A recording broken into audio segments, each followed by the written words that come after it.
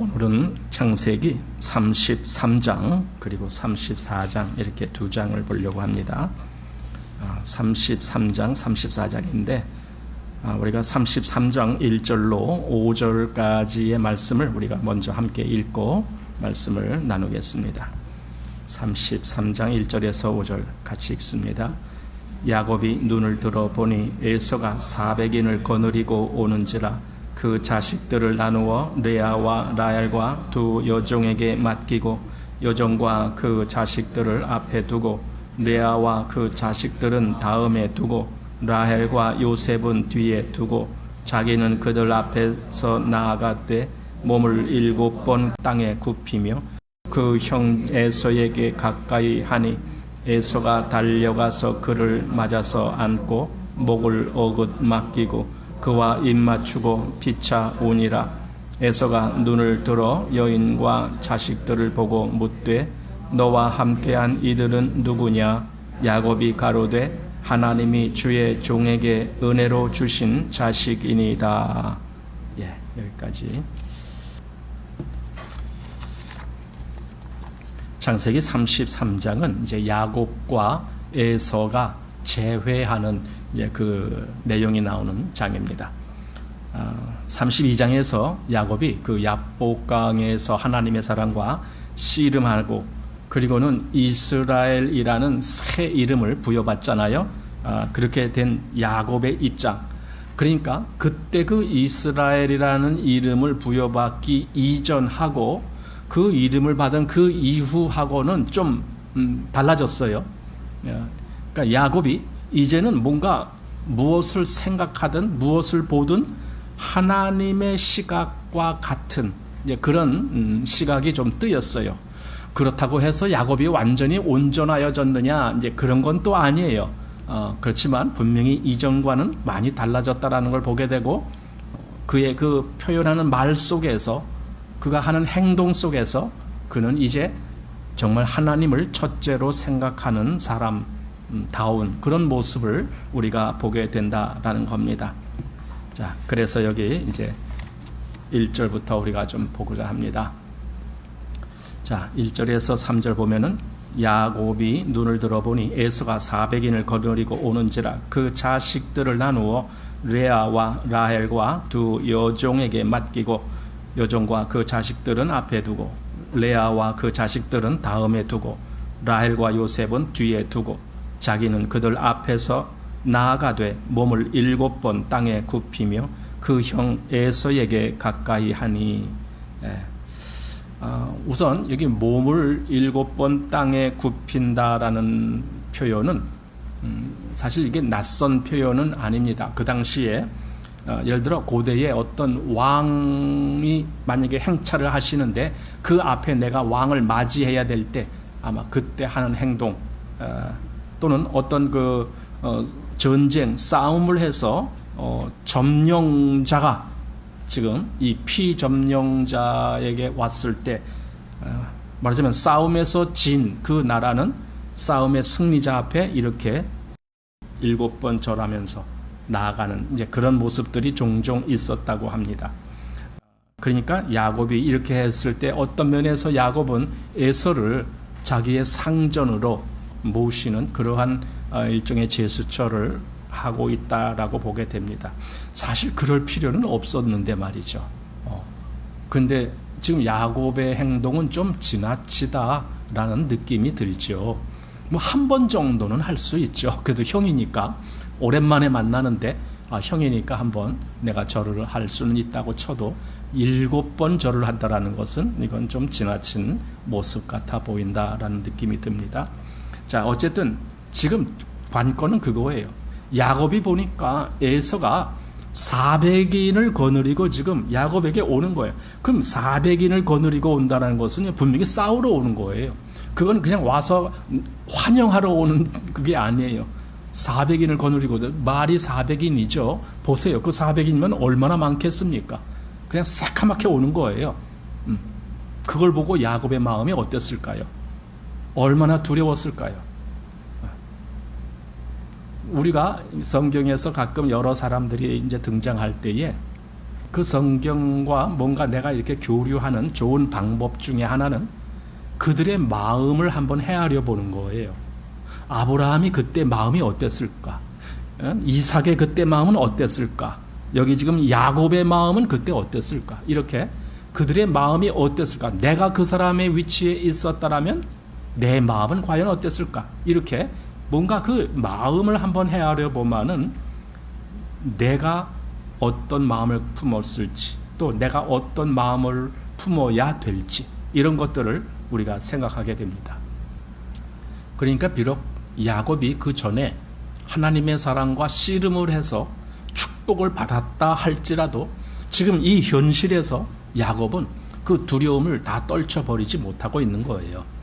그러니까 분명히 그때 야곱은 하나님을 의지하고 나로 축복하지 아니하면은 내가 가게 하지 않겠나이다 해서 결국은 네 이름이 뭐냐 했을 때에 이스라엘이라는 이름을 받는 그런 축복을 얻었지만, 그럼에도 불구하고 지금 이 현실에서 당장 나한테 오는 저 에서의 무리들을 보고 두려워하지 않을 수가 없는 거죠. 그래서 7번 절하면서 나가는 거죠. 물론 그 전에 이미 에서에게 보내는 그 예물들, 그런 무슨 가축들을 미리 보냈지만은 그럼에도 불구하고 저 에서가 저렇게 그냥 400인을 거느리고 오는 모습을 보면은 정말 야곱으로서는 이건 보통 두려운 것이 아니죠. 그래서 자기가 할 수 있는 모든 수단을 또 강구합니다. 그래서 이제 그 무리들을 제일 앞에는 종과 그들의 자식들, 그들의 자식들을 먼저 앞에 내보내고 그 다음에 레아와 레아의 자식들, 그리고 제일 뒤에는 라헬과 라헬의 자식, 이렇게 뭔가 이렇게 나누어서 지금 진행하는 거예요. 에서가 와서 갑자기 친다 할지라도 제일 먼저 여종과 그의 자손들 먼저 당하라고, 지금 야곱은 나름대로 꾀를 내고 뭔가 이렇게 사람을 좀 차별나게 등급을 세워서 자기가 가장 그래도 마음에 생각하고 있는 라헬은 제일 뒤로 보내고 지금 이렇게 하고 있는 거예요. 그러니까 보세요. 어떤 면에서는 야곱이 전적으로 하나님을 의지하지 못하고 있다라고 하는 그런 느낌을 받게 되죠. 정말 하나님을 의지하고 하나님이 그를 지키실 것이다라고. 왜냐하면 하나님은 약속했잖아요. 무슨 약속하셨어요? 이미 베델에서 내가 너를 다시 일로 돌아오게 하겠다라고 약속을 했거든요. 그러니까 야곱은 그 중간에서 죽음을 당하거나 뭔가 이렇게 하면은 그건 약속이 깨지잖아요. 그러니 정말 하나님의 약속이 야곱에게 굳게 믿음이 됐다라면은 야곱은 하나님을 믿고 담대하게 나갔을지도 모르죠. 그러나 어쨌든 야곱은 지금 그러지 못하고 있는 거예요. 그러니까 이중적인 면이 있어요. 한면으로는 하나님을 의지하고 믿지만 또 한면으로는 뭔가 모르게 불안하고 자기가 나름대로 간구를 해야 될 것 같은 그러한 느낌을 갖게 하는, 바로 이것이 야곱의 모습에서 우리가 보는 거고, 그리고 어쩌면 그런 모습들을 우리 삶에서도 우리가 경험하는 그런 경우가 될 수도 있다라고 봅니다. 그런데 보세요. 4절이 딱 되니까 어떤 역사가 일어납니까? 에서가 달려와서 그를 맞아서 안고 목을 어긋막 끼고 그와 입 맞추고 피차 우니라. 그러니까 야곱이 지금 두려워했던 모든 것은 사실 두려워하지 않아도 됐던 건데, 그죠? 근데 이걸 모르잖아요, 인간은. 지금 하나님이 어떻게 역사하셨는지 하나님이 그걸 일일이 우리에게 설명해 주시지 않잖아요. 그러니까 하나님의 역사가 어떻게 흘러가는지 모르니까 우리는 가끔 이렇게 두렵고 가끔 이렇게 힘들고 막 이런 걸 느끼는 거예요. 지금 여기 야곱처럼. 그러나 어쨌든 에서가 와서 지금 야곱을 치는 것이 아니라 야곱을 오히려 환영하면서 여기 아주 그 오랫동안 못 만났던 것에 대한 그런 안타까움을 이때 다 내려놓고 이제 하나가 될 것 같은 그런 모습으로. 자, 이때 에서가 야곱을 그렇게 맞이한 것이 과연 야곱이 앞서 에서에게 보낸 그 예물들 때문에 에서의 마음이 이렇게 변했을까요? 아니면 에서라는 사람이 원래 그 마음이 아주 통이 크고 아주 그 부드러운 마음을 가진 사람이야. 그래서 이렇게 했을까요? 만약에 에서가 그런 마음이었다면 애초에 400인은 왜 데려왔어요? 이상하잖아요. 그러니까 사실 우리가 여기서 알아야 될 거예요. 분명히 에서는요, 야곱을 치려고 처음에 그렇게 출발했어요. 그래서 400인을 데리고 온 거예요. 그러나 오는 도중에 어떤 일이 있었는지 성경에서 말씀을 안 해주지만 분명히 어떤 일이 있었을 것이고, 그 어떤 일이란 바로 하나님이 에서의 마음을 변하게 하는 그런 역사가 있었을 것이다라는 거죠. 지난번에 라반이 야곱을 쫓아왔을 때에도, 그때도 라반의 마음을 변하게 하신 분이 하나님이시듯이 지금도 에서가 야곱을 치러 오는데 그 에서의 마음을 변하게 하신 분도 역시 하나님이 하신 거예요. 야곱이 꾀를 내서 예물을 준비하고 그래서 된 게 아니에요. 하나님이 에서의 마음을 바꾸시게 한 것이죠. 바로 이것이 하나님의 역사입니다. 우리가 하나님이 사람의 마음조차도 바꾸시게 한다라는 걸, 또 어떤 때는 강팍한 마음, 어떤 때는 부드러운 마음, 이런 마음을 갖게 하신다라는 걸 우리가 성경을 통해서 보면 알게 돼요. 여기 출애굽기 9장에서는 바로의 마음이 어떻게 됐는지, 여기 그러나 여호와께서 바로의 마음을 강팍해 하셨으므로 그들을 듣지 아니하였으니, 이게 왜 바로의 마음은 하나님이 강팍해 하셨나 이거죠. 강팍해 하셨어요. 자, 그런가 하면은 또 이스라엘에게는 이런 말씀도 하십니다. 또 새 영을 너희 속에 두고 새 마음을 너희에게 주되 너희 육신에서 굳은 마음을 제하고 부드러운 마음을 줄 것이며, 이렇게 하나님 그들에게 부드러운 마음도 주겠다, 이렇게 말씀을 하시죠. 그래서 로마서 9장 18절 보면은 그런즉 하나님께서 하고자 하시는 자를 긍휼히 여기시고 하고자 하시는 자를 강팍해 하시느니라. 이거 뭐예요? 하나님이 어떤 사람은 긍휼히 여기고 어떤 사람은 마음을 강팍해 해서 긍휼의 여김을 받지 못하게 했다라는 말이에요. 이제 지금 이걸 하나님의 이제 주권적인 역사라고 하는데, 모든 사람을 하나님의 주권에 따라서 하나님이 이렇게도 하시고 저렇게도 하신다라는 거죠. 그러니까 사람이 저 사람은 원래 천성이 착한 사람이야, 그런다라고 해서 그 사람이 하나님께 합당한 사람 되는 건 아니에요. 저 사람은 천성이 좀 아주 괴팍하고 아주 거친 사람이야, 그런다라고 그 사람이 하나님의 사람이 되지 말라는 법은 또 없어요. 그러니까 하나님이 누구를 어떻게 역사하시느냐, 그건 하나님의 주권이에요. 어떤 사람은 긍휼을 받게, 어떤 사람은 강팍한 마음을 갖게, 이렇게 하신다라는 거죠. 바로 이것이 하나님의 역사입니다. 자, 창세기 33장 5절 말씀 보면은 에서가 눈을 들어 여인과 자식들을 보고 묻되 너와 함께한 이들은 누구냐? 야곱이 가로되 하나님이 주의 종에게 은혜로 주신 자식이니이다. 여기서 야곱이 한 말을 보면은 이제 야곱은 뭔가 제 위치로, 즉 어떤 믿음의 위치로 돌아왔다라고 하는 것을 보게 돼요.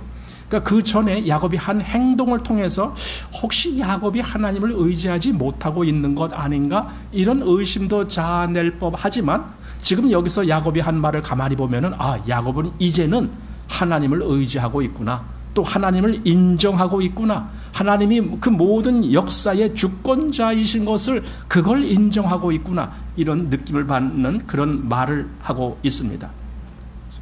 그게 왜 그러냐 하면은 여기 야곱이 읽잖아요. 에서가 이들이 누구냐 했을 때 야곱이 하나님이 주의 종에게 은혜로 주신 자식이니다, 이렇게 말했거든요. 하나님이 주셨다고요. 이건 하나님의 주권을 인정하는 거잖아요. 하나님이 주셨습니다. 그 전에는 이런 말을 한 적이 없거든요. 그냥 자기가 잘나서 한 거지. 그런데 여기서 하나님이 그렇게 주신 자식입니다 라고 그렇게 이제 말을 하는 겁니다.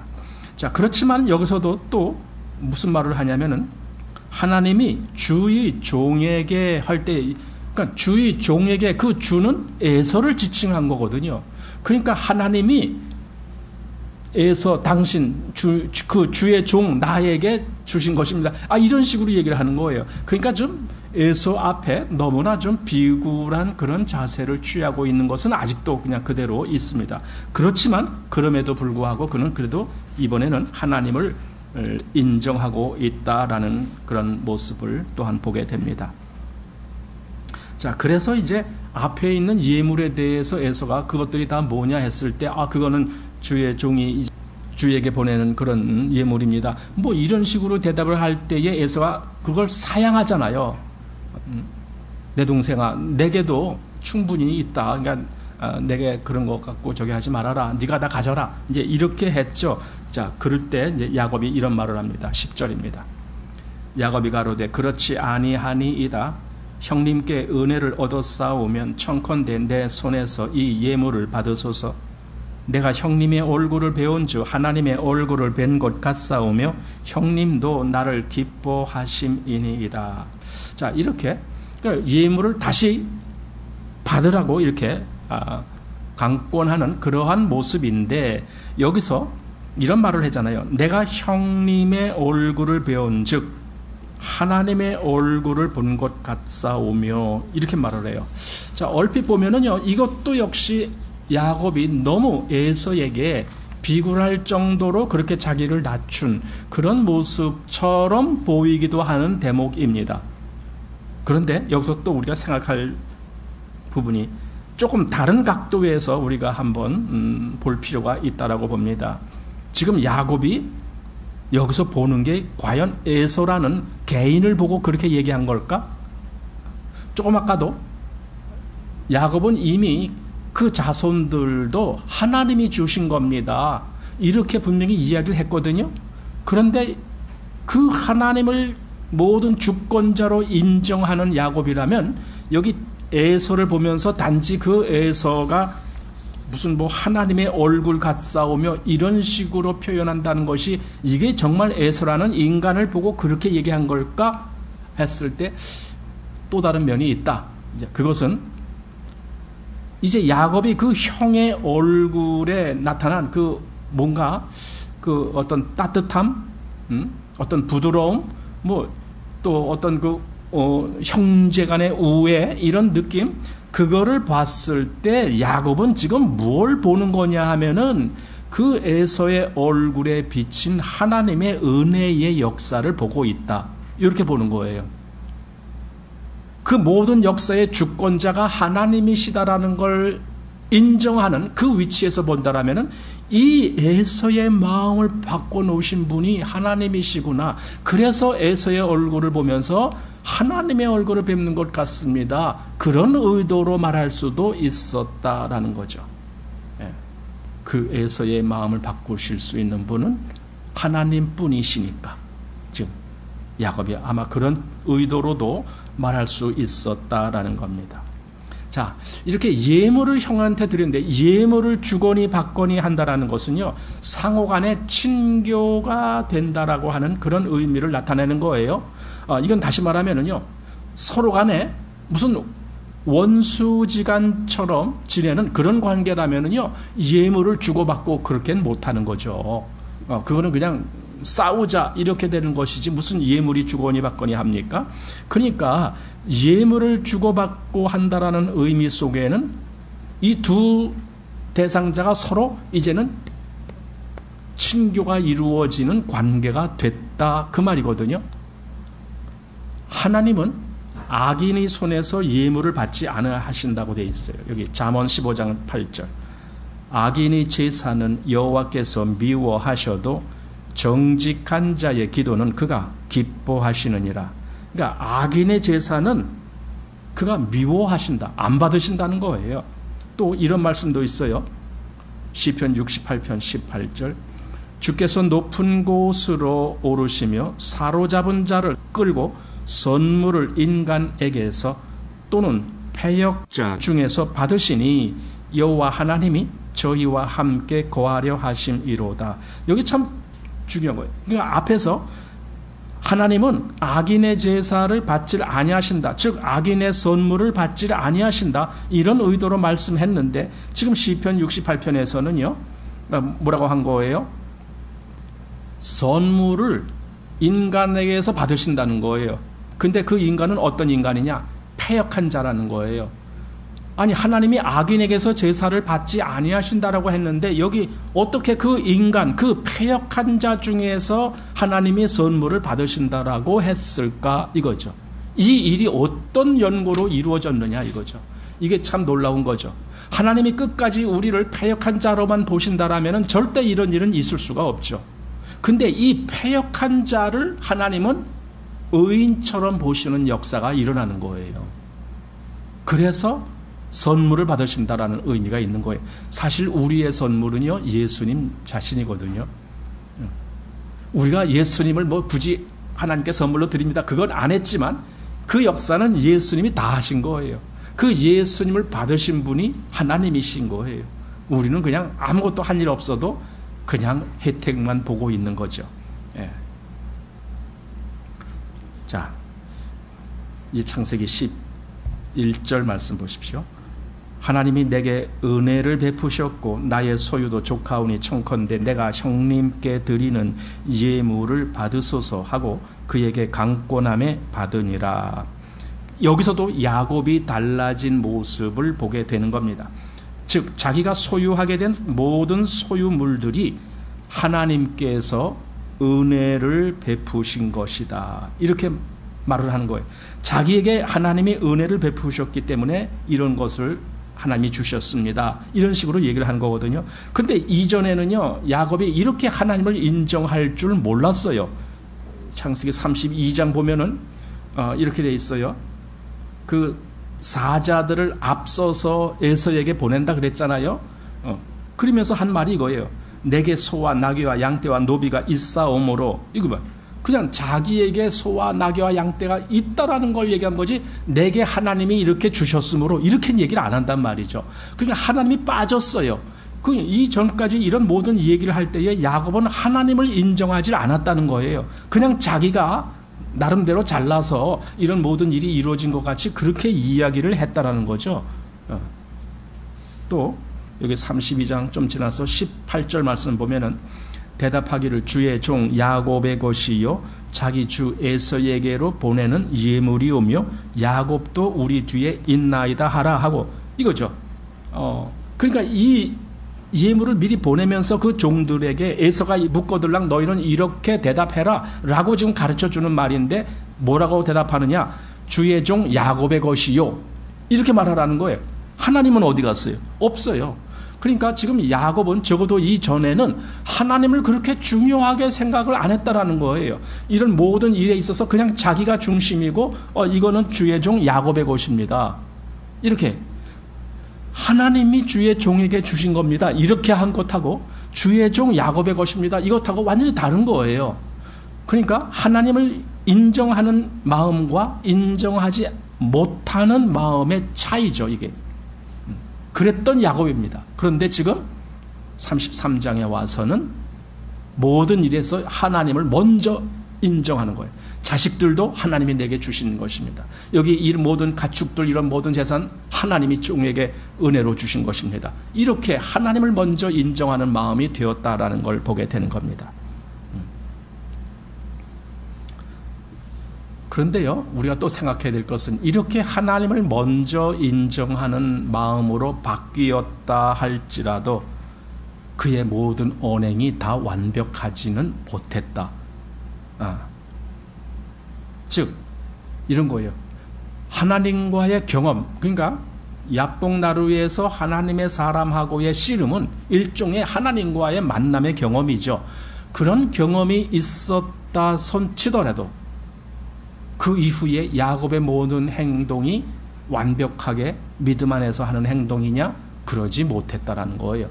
그러니까 이런 어떤 하나님과의 이런 순간적인 경험이 그의 모든 행동을 완전히 바꿔놓지는 못했다라는 거죠. 이건 무슨 말이냐 하면은요, 하나님으로 인하여 우리도 어느 날 그 말씀으로 인해서 우리 안에 거듭나고 새로운 영으로 구원받는 역사가 일어났다 할지라도 내 모든 행위가 즉시로 온전한 길을 걷지는 못한다라는 거예요. 이거는요, 우리 신앙에 있어서는요, 하나하나 한 단계 한 단계 이렇게 자라감이 있어요. 한순간에 완벽하게 되는 것이 아니고 여러 기간을 거쳐서 한 단계 한 단계 이렇게 경험을 하면서 또다시 바꿔지고 경험을 하면서 또다시 바꿔지고 하는 이런 단계들이 있어요. 이걸 인정할 수 있어야 돼요. 그걸 인정 못하면 스스로 모순에 빠져요. 자기는 구원받았는데 왜 내가 이게 안 되지? 왜 내가 하나님께 순종을 못하고 있지? 해답이 없어요. 내가 구원 못 받은 건가? 이런 식으로만 해석이 되는 거예요. 그러니까 그건 잘못된 해석이에요. 여기 지금 야곱이 뭔가 그의 언행을 보면은 이거 온전하지 못한 언행이 계속 나와요. 그렇지만 그는 분명히 하나님하고의 교류가 있었던 사람이고 하나님을 믿는 사람이거든요. 그런데도 그의 언행에서는 뭔가 잘못된 모습이 나와요. 그 잘못된 모습이 여기 17절 보면 이렇게 되어 있습니다. 자, 야곱은 숫곳에 이르러 자기를 위하여 집을 짓고 짐승을 위하여 우릿간을 지은 고로 그 땅 이름을 숫곳이라 부르더라. 야곱이 밧단 아람에서부터 평안히 가나안 땅 세겜 성에 이르러 성 앞에 그 장막을 치고 그 장막 친 밭을 세겜의 아비 하몰의 아들들이 손에서 은 100개로 사고 거기 단을 쌓고 그 이름을 엘로헤 이스라엘이라 하였더라. 지금 여기서 야곱이 하는 행동이 뭐냐면요, 하나님이 야곱을 어디로 다시 돌아가게 하셨느냐 하면은 베델로 다시 돌아가라. 나는 베델의 하나님이다. 내가 너를 거기서 만났지 않느냐? 너는 다시 그 베델로 돌아가라. 너의 고향 그 친척으로 돌아가라. 그러니까 베델이 원래 그 고향이 바로 그 근처거든요. 그냥 그렇게 돌아가라라고 했는데도 불구하고 지금 야곱은 일종의 중간에서 일단 여기 어디 숫곳이라고 하는 곳, 물론 가나안 땅 쪽으로 왔지만 전에 베델과는 한참 떨어진 곳이죠. 그 숫곳에서 거기서 집을 짓고 짐승을 위하여 우릿간을 짓고, 그리고는 그 이름을 숫곳, 이게 숫곳이라는 말 자체가 이런 우릿간 뭐 이런 걸 얘기하는 거니까 그렇게 이름까지 지어서 아예 거기서 정착을 해버린 거예요.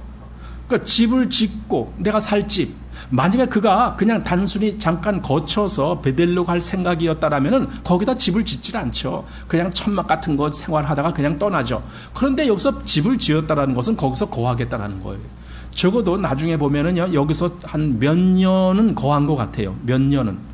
그 다음 세겜으로, 세겜이 여기 숫곳에서 또 가까운 지역인데 그 세겜성 앞에다 또 장막을 친다라고 하는데 그때까지 적어도 몇 년이 지난 것 같아요. 머물렀다는 거죠. 그러면서 그 세겜성 앞에다가 땅을 사요. 땅을 산다는 건 뭐예요? 거기 머무르겠다는 거 아닙니까?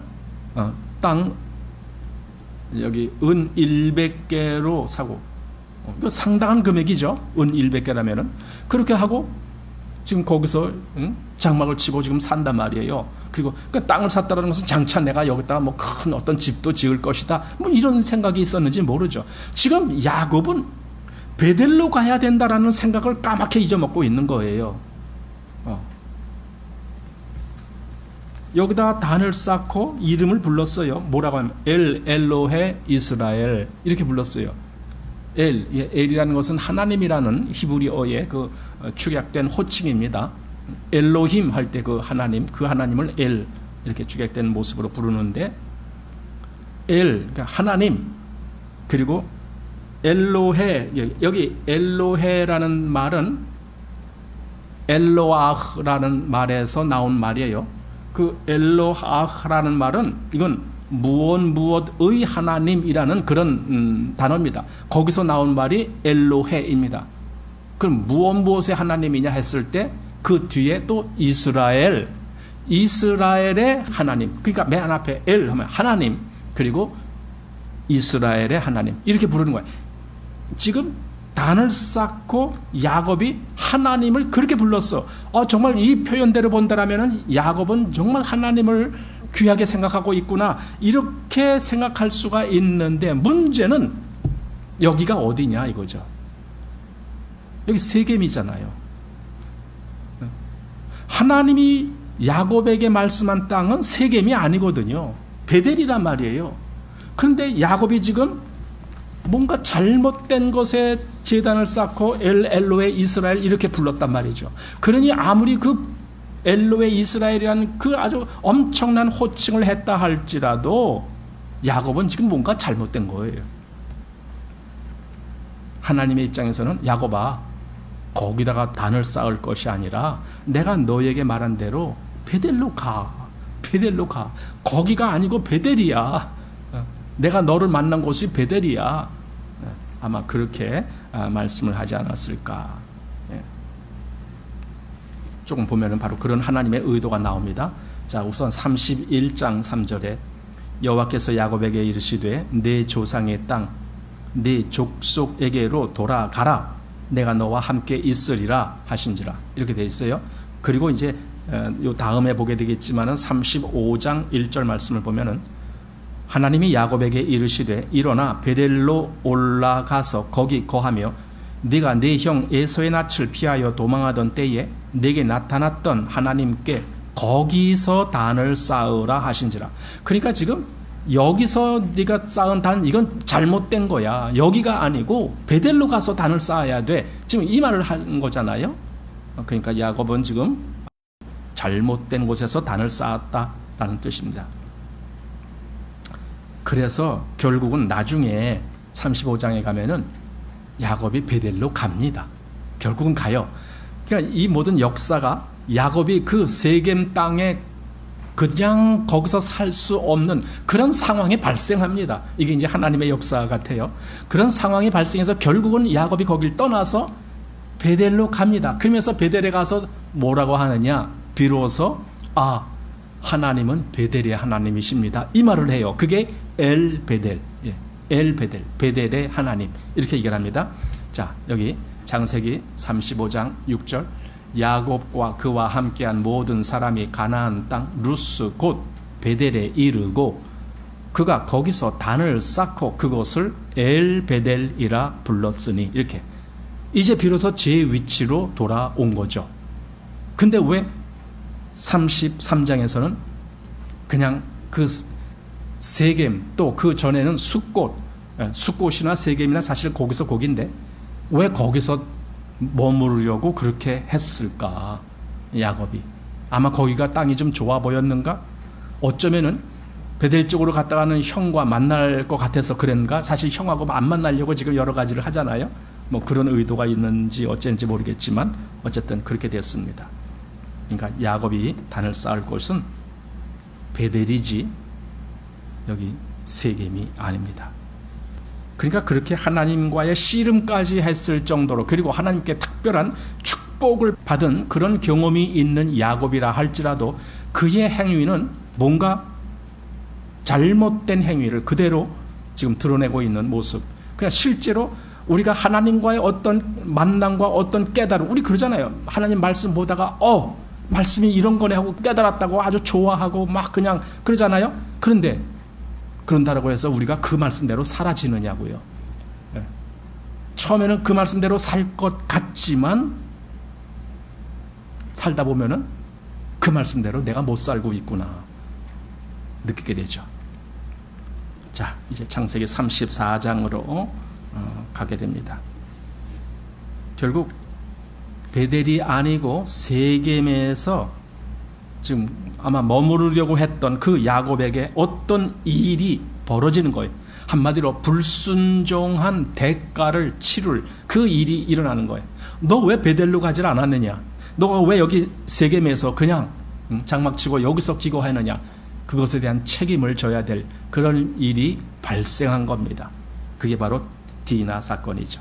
자, 34장 1절 레아가 야곱에게 낳은 딸 디나가 그 땅 여자를 보러 나갔더니 자, 여기서 디나가 한 몇 살이나 됐을까? 이제 여러 가지 추정을 해서 하게 되는데 원래 디나는 요셉과 비슷한 나이다라고 볼 수 있어요. 그러니까 라헬이 요셉을 낳기 직전에 레아가 디나를 낳았다는 거죠. 그러니까 아들들을 쭉 낳고 그리고 딸도 낳았다 할 때 디나가 그때 나오거든요. 그러니까 요셉보다 뭐 한두 살 정도 많을까? 뭐 그 정도 생각이 들어요. 이게 디나의 나이입니다. 그래서 여기서 디나의 나이는 한 15세, 16세 그 정도 됐을 것이다. 이 당시에 이 고대 사회에서 여자는 12살만 되면은 시집을 갔대요. 어떻게 그렇게 됐는지 모르겠지만 어쨌든 그랬대요. 그러니까 15, 16 이 정도 된다는 것이 그게 결코 낮은 나이가 아니거든요. 왜 그렇게 보게 되느냐면 나중에 37장 2절 말씀에 보면은요. 그때 요셉의 나이가 17세라 그래요. 그때. 그러니까 37장으로 가서.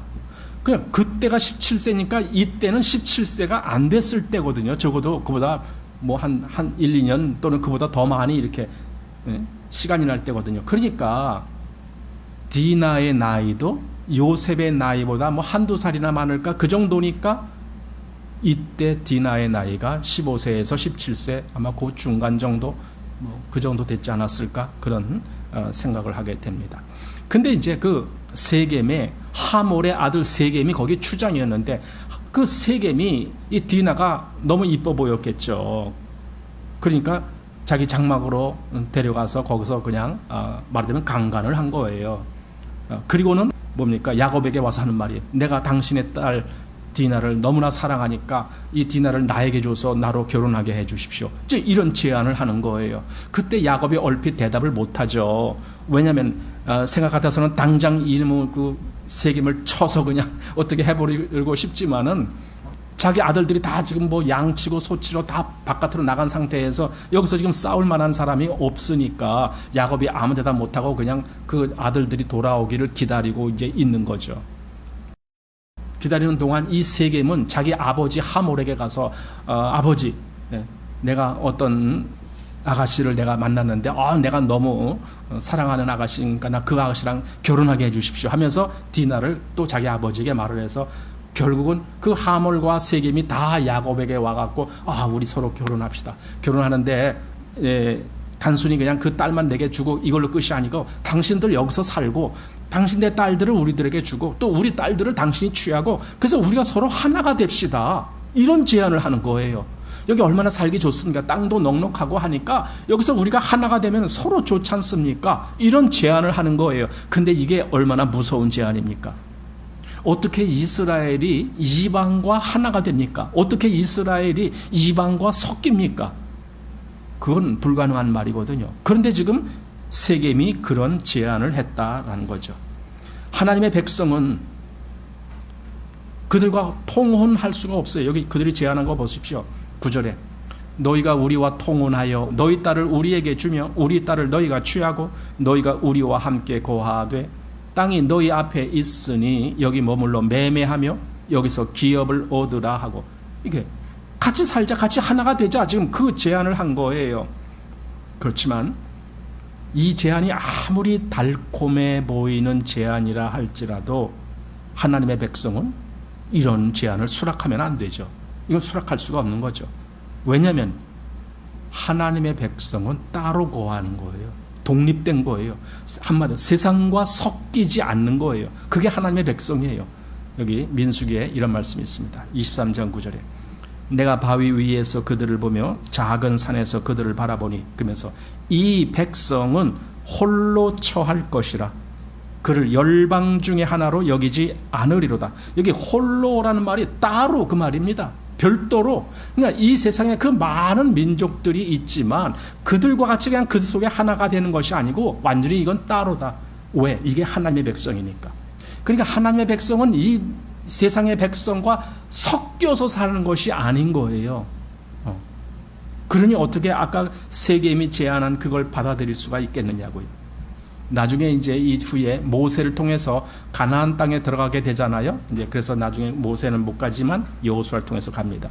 근데 모세가 이스라엘 백성들을 가나안 땅에 들어가기 직전에 신명기에서 이런 말을 하는 거예요. 자, 신명기 7장 2절. 네 하나님 여호와께서 그들을 내게 붙여 너로 치게 하시리니 그때에 너는 그들을 진멸할 것이라. 그들과 무슨 언약도 말 것이요 그들을 불쌍히 여기지도 말 것이며 또 그들과 혼인하지 말지니 네 딸을 그 아들에게 주지 말 것이요 그 딸로 네 며느리를 삼지 말 것은 그가 네 아들을 유혹하여 그로 여호와를 떠나고 다른 신들을 섬기게 하므로 여호와께서 너희에게 진노하사 갑자기 너희를 멸하실 것임이니라. 그러니까 그 이방인들과 하나가 되지 말라 이거죠. 혼인관계도 맺지 말고 서로 간에 언약도 맺지 말고 그들과는 완전히 남남으로 지내라. 그죠? 이게 하나님의 백성입니다. 만일 너희가 이 하나님의 말씀을 어기고 그들과 서로 이렇게 관계를 맺는다라면은 하나님의 진노가 너희에게 임할 것이다. 이거죠. 하나님의 진노가. 그러니까 아까 야곱이 세겜의 그 제안을 받아들이게 된다라면 어떻게 되는 거예요? 이건 더 큰일 나는 거예요. 지금 당장도 그 세겜이 디나를 욕보여 갖고 지금 일이 이렇게 지금 시끄럽게 됐는데 사실 그것도 야곱이 하나님께 순종하지 않았기 때문에 벌어진 일이거든요. 야곱이 처음부터 베델로 가기로 했다라면은 굳이 여기 세겜에 머물러 있을 이유가 없잖아요. 그냥 세겜은 지나쳐가면 되는 거잖아요. 그리고 베델로 갔으면 됐지. 그런데 야곱이 여기 머무르는 바람에 한마디로 하나님을 듣지 않고 거역하는 바람에 지금 이 사단이 난 거라고요. 그랬는데 거기다가 또 세겜이 제안하는 말을 듣는다면 더 어떻게 된다는 거예요. 다행히 야곱은 그 제안을 거부하는 거죠. 근데 그냥 거부하기가 뭐하니까 뭔가 꾀를 내는 거예요. 그게 뭐예요? 너희들도 우리 같이 할례를 받아야 된다. 이제 이런 꾀를 낸 거죠.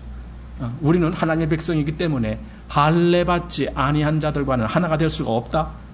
그러니까 너희들도 우리처럼 할례를 받으면은 우리와 너희랑 이제 하나가 되는 거야. 막 이런 식으로 사실은 이건 거짓말로 꾸민 거죠. 그게 정말 하나가 되려고 한 것이 아니라 할례를 받게 해놓고는 그 다음에 가서 치려고. 바로 그거예요. 그 계획을 꾸몄어. 자, 신약에 와서도 성경은 이렇게 말합니다. 고린도후서 6장 14절에 너희는 믿지 않는 자와 몽해를 같이 하지 말라. 그러니까 이러한 교훈은 구약에서만의 문제가 아니고 신약에도 그대로 적용되는 겁니다. 믿지 아니하는 자와 몽해를 같이 하지 말라. 그리스도와 벨리알이 어찌 조화되며 믿는 자와 믿지 않는 자가 어찌 상관하며 하나님의 성전과 우상이 어찌 일치가 되리요. 우리는 살아계신 하나님의 성전이라. 그들과 다르다. 그들과 다르다. 정말 이것을 그리스도인들이 마음에 품고 있어야 되는 거죠. 자, 그 다음에 이제 결국 그래서 거짓 제안을, 즉 할례를 받으면 우리가 너희와 하나가 될 거다, 이렇게 거짓 제안을 해서 그들이 할례를 받고 고통스러워하는 그때에 할례 받고 3일째쯤 된 날 이런 일이 벌어집니다.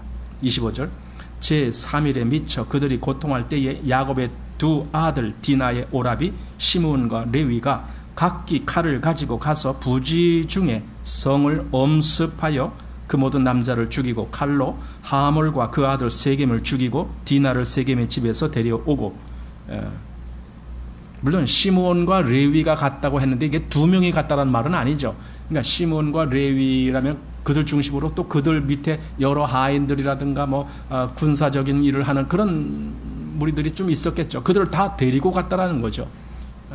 그리고 나중에 이제 그렇게 가서 죽이고 나서 거기 물건들을 다 노략할 때에는 다른 아들들도 가서 같이 노략하고 막 이렇게 한 거예요. 이제 그 모습을 보게 됩니다. 여기 시므온과 레위가 특별히 그 일을 한 것은 시므온 또는 레위가 다 그 레아의 아들이잖아요. 근데 디나가 바로 레아의 딸이거든요. 그러니까 완전히 오랍이란 말이에요. 아버지만 같은 것이 아니라 어머니도 같은 어머니로 탄생한 형제 자매들이기 때문에. 자, 30절 야곱이 시므온과 레위에게 이르되 너희가 내게 화를 끼쳐 나로 이 땅 사람 곧 가나안 족속과 브리스 족속에게 냄새를 내게 하였도다. 나는 수가 적은즉 그들이 모여 나를 치고 나를 죽이리니 그리하면 나와 내 집이 멸망하리라. 그러니까 야곱은 그게 걱정인 거예요. 지금 시므온과 레위가 한 일이 만약에 다른데 이렇게 소문이 나면은 그들이 가만히 있겠느냐? 이 가나안의 원주민들이 가만히 있겠느냐? 그들이 나를 치러 올 텐데 큰일 났구나. 이거 큰일 났구나. 그럼 어떻게 해야 돼요? 미리 도망가야죠. 그죠? 여기 세겜 땅에 그대로 머물러 있다가는 다른 사람들이, 다른 족속들이 와서 치면 어떡합니까? 큰일 나죠. 그러니까 미리 도망가야죠. 그래서 결국은 베델로 가는 거예요. 그러니까 보세요. 일이 이렇게 크게 터지기 전에 미리 갔었더라면 더 좋았을 걸. 왜 굳이 이렇게 일이 터져서 디나가 그렇게 수모를 당하고, 그리고 그 아들들이 가서 피를 흘리게 하고, 이런 일을 하고야 그리고는 결국은 가는 그런 모양이 됐다고. 그 왜 이런 일이 벌어진 거예요? 처음에 순종을 안 했기 때문에. 순종을 안 했기 때문에. 야곱은 이 일이 그에게 얼마나 이게 마음에 크게 기억이 될 정도로 남았으면은 나중에 그 야곱이 임종하기 직전에 이제 그 자기 아들들의 그 미래를 이야기하면서 어떤 때는 축복도 하고 어떤 때는 저주도 하고 막 이런 이야기를 할 때가 있어요. 그때 이 시므온과 레위에게 무슨 말을 하는지 한번 보십시오. 창세기 49장 5절입니다. 시므온과 레위는 형제요, 그들의 칼은 잔해하는 기계로다. 왜 그들의 칼이 잔해하는 기계라고 했을까요? 그 세겜 땅에서 그 세겜 족속들 다 쳤잖아요. 굳이 그렇게 피를 안 흘려도 됐었을 텐데 그렇게 흘리게 한 이유, 그들이 너무 잔해한 기계이기 때문에. 내 호나 그들이 모의에 상관하지 말지어다. 내 영광아 그들의 집회에 참여하지 말지어다. 그들이 그 분노대로 사람을 죽이고 그 혈기대로 소의 발목 힘줄을 끊었음이로다. 그러면서 7절, 그 노염이 혹독하니 저주를 받을 것이요 분기가 맹렬하니 저주를 받을 것이다. 저주받는다는 거예요. 지금 레위와 시므온이 이게 그들에게 저주받을 선포를 지금 하는 거예요. 미래에 저주받을 것이다. 이렇게 선포하는 거예요. 내가 그들을 야곱 중에서 나누며 이스라엘 중에서 흩으리로다. 그 저주를 받아서 결국 그 시므온과 레위가 흩어지는 그런 일을 겪게 될 것을 얘기했고, 실제로 그런 일이 다 생겼겠죠. 나중에 한참 후에 이것이 야곱이 레위와 시므온에게 내린 그 미래의 일종의 저주를 그렇게 선포하고 말았습니다. 야곱의 생애를 지금 와서 생각해 보면요, 진짜 파란만장한 생을 사는 거예요. 별별 일을 다 겪어요. 나중에 요셉이 애굽의 총리가 되는 그런 일도 있잖아요. 그래서 결국은 애굽에 내려가서 거기서 살아야 될 그때가 있었다고요. 전체 그 지역이 기근이 들었을 때에 애굽에는 그래도 식량이 있다. 그러니까 거기 가서 기거할 때가 있었다고요. 그때 바로를 처음 이렇게 만나고 할 때 이 야곱이 무슨 고백을 합니까? 이렇게 말합니다. 창세기 47장 9절. 야곱이 바로에게 고하되 내 나그네 길의 세월이 130년이니이다. 나의 연세가 얼마 못 되니 우리 조상의 나그네 길의 세월에 미치지 못하나 험악한 세월을 보내온 나이다. 험악한 세월을 보내온 나이다. 보세요. 지금 우리가 본 여러 가지 사건들을 통해서도 보면은 야곱의 인생이란 것은 너무나 험악한 세월이었어요. 처음에 그 형을 도망쳐 나와서 부모 집을 떠나서 외삼촌 집에 가서 또 거기서도 외삼촌과 옥신각신하면서 계속 그 라반이 야곱을 어떻게 해서든지 부려먹을 생각만 하고 그러다 보니까 야곱에게는 참 고달픈 그런 20년, 또 거기서 집으로 돌아온다라고 출발했는데 그만 라반에게 고하지도 않고 몰래 왔더니 라반이 막 치려고 쫓아왔던 일, 그것뿐이겠어요? 지금 이제 에서를 만나서 에서가 400인을 데리고 치러 온다라고 했던 그런 일, 또 그 전에 라반에게 있었을 때에 자기가 라헬을 아내로 맡고 싶어서 그렇게 얘기했더니 그럼 그렇게 하라고 했는데 라반이 야곱을 속여갖고 레아를 먼저 줘버리고 나중엔 또 라헬을 위해서 결국은 14년 동안을 그 부인을 위해서 그 일을 해줘야 되는, 그러니까 14년 일을 해준 대가로 레아와 라헬을 얻은 거예요. 그리고는 또다시 가축들을 위해서 6년을 더해갖고 20년을 거기서 그렇게 했고, 그런 모든 과정에서. 근데 지금 또 세겜 땅에서 벌어진 일, 거기서 좀 세겜에서 좀 편안하게 살까 생각하고 뭔가 이렇게 땅도 사고 했는데, 땅도 사고 단도 쌓고 엘로헤 이스라엘 이렇게 하나님도 부르고 했는데, 거기서 살지 못하게 일이 막 그냥 난장판이 된 거잖아요. 이걸 누가 그걸 막을 수가 있겠냐고. 야곱이 그걸 막을 수가 있었겠는가? 야곱의 인생이 이렇게 파란만장해서 지금 바로 왕 앞에 가서 내가 험악한 세월을 보내었나이다, 이제 이런 말을 하게 되는 겁니다. 그러나 우리가 알아야 돼요. 이런 험악한 세월을 보내는 야곱이 결국은 하나님이 원하는 사람으로 만들어져 간다는 거예요. 하나님은 어떤 사람을 택해서 그를 하나님의 사람으로 만들어 가셔요. 우리가 잘 아는 아브라함이 그랬잖아요.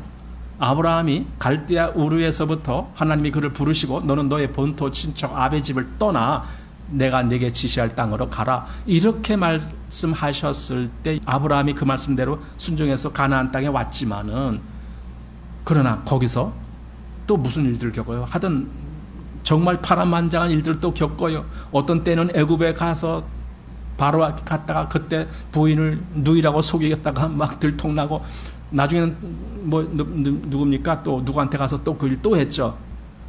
결국 나중에 한참 후에 그 이삭을 얻게 되는데, 하나님은 그 이삭이 한 10살 정도 됐을까? 그런데 그 이삭을 번제로 드리라, 이렇게 드려요. 그러니까 이 아브라함의 입장에서 보면은요, 기가 막힌 인생이에요. 지금 여기 야곱의 입장에서 봐도 역시 또 기가 막힌 입장이에요. 왜 그랬을까? 왜 하나님은 그들을 택하셨음에도 불구하고 그들의 삶이, 그들의 인생이 이렇게 많은 우여곡절을 겪게 하셨을까? 이거죠. 왜냐하면 하나님이 원하는 사람으로 만들어 가시는 거예요. 원래 아브람이었죠. 아브람, 그에게 아브라함이라는 이름을 줬죠. 원래 여기 야곱이었죠. 그에게 이스라엘이라는 이름을 주었죠. 그렇게 만들어가는 거예요. 그러니까 야곱을 이스라엘로 만들어 가시는 거예요. 이게 하나님이 어떤 사람을 택했을 때에 하시는 모습이에요. 이게 신약에도 그대로 연결이 돼요. 신약에 오면은 예수님의 제자 중에 원래 시몬이라는 어부가 있었잖아요. 예수님이 나중에 그에게 무슨 이름을 더해 주셔요? 베드로. 시몬이라는 사람을 베드로라는 사람으로 만들어가는 과정이 그 신약에 나오는 거예요. 그런 모습. 여기서도 지금 야곱이 이스라엘이 되는 그 과정, 한순간이 아니라 그의 인생 전체가 거기에 적용이 되는 거죠. 어쩌면 우리의 인생도 그런 거라고 저는 봅니다. 한순간에, 우리가 구원받는 것은 한순간에 받아요. 우리가 정말 하나님의 말씀을 깨닫고 하고 하나님이 믿어지는 그 순간은 한순간입니다. 그런데 그렇다고 해서 내 삶이, 내 생활이 완벽해졌느냐? 전혀 그게 아니에요. 근데 하나님은 나를 그냥 내버려 두시지 아니하고 나를 하나님의 사람으로 만들어 가시는 거예요. 그래서 이런 일 저런 일을 다 겪게 만드시는 거예요. 당연히 그 일 속에는 너무나 힘든 고통스러운 그런 과정도 포함하는 거죠. 물론 즐거운 일도 있겠지만 고통도 같이. 하지만 하나님은 그런 과정을 통해서 여기 야곱이 이스라엘이 된 것처럼, 또 아브람이 아브라함이 된 것처럼, 또 시몬이 베드로가 된 것처럼 우리도 그렇게 하나님이 이끌어 가시는 거예요. 그걸 보는 거예요. 아마 이런 일이 있다고 하면은 많은 사람들은 나 그럼 하나님을 안 믿을래? 그럴지도 모르겠어요. 그게 그렇게 힘든 거야? 나 그럼 안 믿을래? 네. 아니에요. 장로님이 우리 카톡에다가 올린 그 존 메가더 목사님의 설교 말씀을 올린 것을 아마 읽어보셨을지 모르겠어요. 거기 믿음은, 구원받은 것은, 우리가 하나님 사람 된 것은 그렇게 어느 한순간에 나 이제 믿어요 라고 떠들고 나 이제 믿겠습니다 하고 여기 강당까지 쭉 나오고 나 오늘 뭐 기도하다가 어떻게 하나님 만났습니다 하고 그렇게 되는 게 아니다. 물론 언제든지 우리가 하나님을 그렇게 만나지만은 중요한 것은 그 사람이 그 이후의 삶을 통해서 과연 하나님의 사람으로서의 삶이 나타나지느냐 이걸 보고 판단해야 된다. 왜냐하면 가짜들이 너무 많으니까. 기분대로 하나님 사람 됐다가 기분대로 나 하나님 사람 안 할래 이런 사람들이 너무 많으니까. 진짜 하나님 사람이 누군지를 알려면은 그가 어떻게 사느냐 한마디로 나무는 그 열매를 보고 파악하는 것이다. 이런 말씀을 하시죠. 자, 오늘 이렇게 해서 33장, 34장 마치겠습니다.